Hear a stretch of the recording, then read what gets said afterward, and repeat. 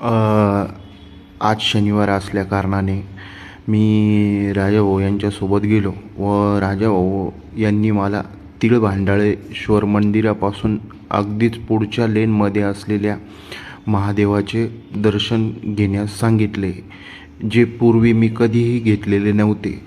ती पिंड अतिशय भव्य आणि चैतन्य स्वरूप होती. तिथे मला गेल्यावर अतिशय प्रसन्न व खूप छान वाटले. महादेवांचे असा रूप पाहून मला अतिशय आनंद वाटला. तिथे राजाभाऊ यांनी रीतसर पूजा करून भगवंताचे नामस्मरण करून भगवंताला आवाहन करून महादेवाचे दर्शन घेतले.